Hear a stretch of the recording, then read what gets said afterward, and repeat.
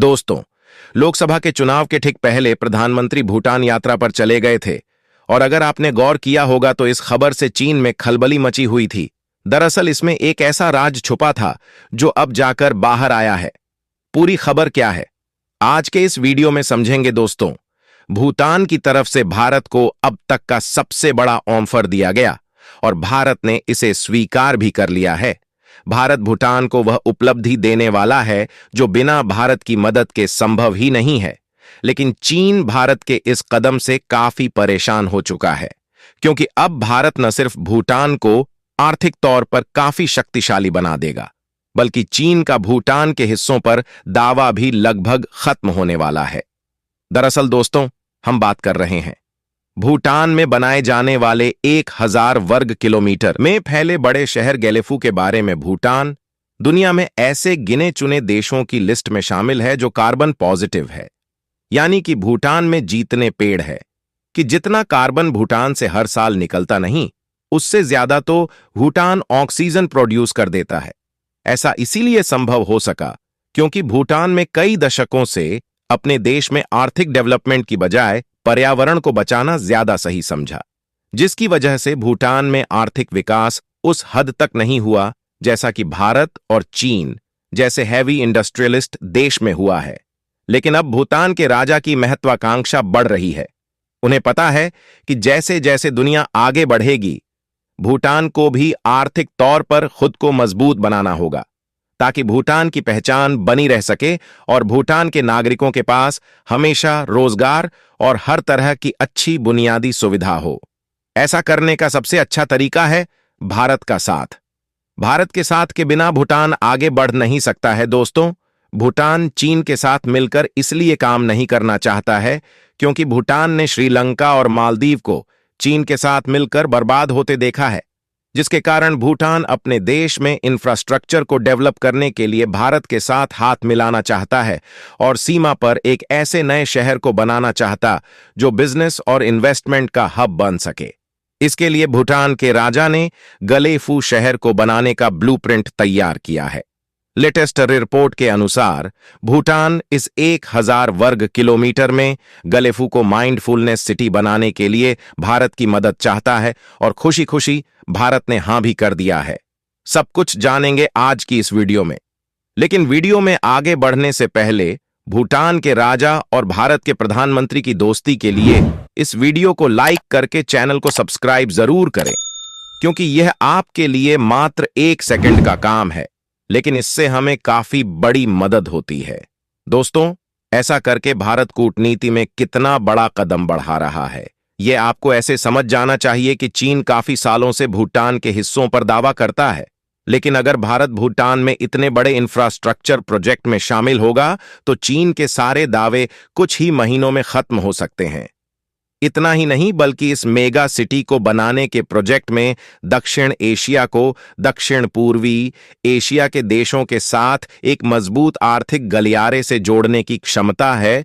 भूटान में बनाई जाने वाली इस मेगा सिटी से हम एक बड़ा आर्थिक गलियारा बना सकते हैं जो भारत के असम और फिर उत्तर पूर्वी राज्य से होते हुए म्यांमार, थाईलैंड, कंबोडिया, वियतनाम और फिर सिंगापुर तक विस्तार किया जाएगा। इतना ही नहीं, बल्कि बांग्लादेश और नेपाल को भी इस प्रोजेक्ट में शामिल किया जाना है, जो हमारे रीजन को एक डायनेमिक इकोनॉमिक कॉरिडोर से कनेक्ट कर देगा।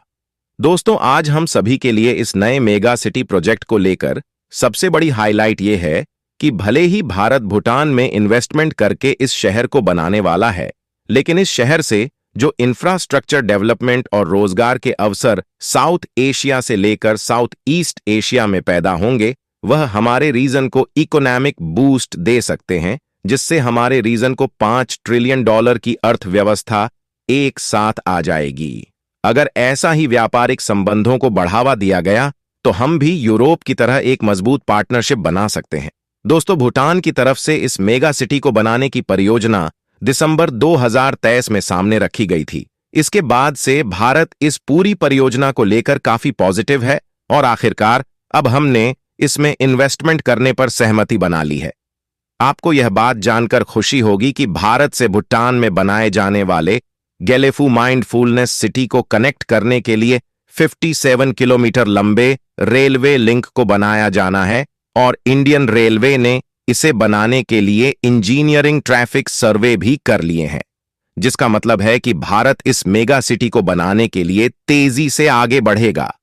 और आपको यह बात भी पता होनी चाहिए कि इस मेगा सिटी को एक कार्बन न्यूट्रल शहर के तौर पर बनाए जाने वाला है, यानी कि भूटान ने यह बात साफ कर दिया है कि इस मेगा सिटी में कोई भी मैन्युफैक्चरिंग इंडस्ट्री नहीं लगाई जाएगी, बल्कि मुख्य तौर पर यह इंफॉर्मेशन टेक्नोलॉजी, होटल, एजुकेशन और हॉस्पिटल जैसी इंडस्ट्री को ही रखेंगे, जिससे भूटान का पर्यावरण भी बचा रहे और भूटान अपने टूरिज्म इकोनॉमी का इस्तेमाल करके इस शहर को प्रॉफिटेबल बना सके। लेकिन एक्सपर्ट का मानना है कि भूटान का यह मेगा सिटी कॉन्सेप्ट के रूप में सऊदी अरब में बनाए जाने वाले ओम एयर इंडोनेशिया में बनाए जाने वाले निशांत शहर की तरह ज्यादा है, बजाय दुबई और सिंगापुर जैसे स्काई स्क्रैपर वाले शहरों के, जिसकी वजह से भूटान में बनाए जाने वाले यह मेगा सिटी एक बड़े tourism, health and wellness hub के तौर पर स्थापित होगा, जो भारत की फॉरेन पॉलिसी में एक ऐसे उदाहरण के तौर पर देखा जाएगा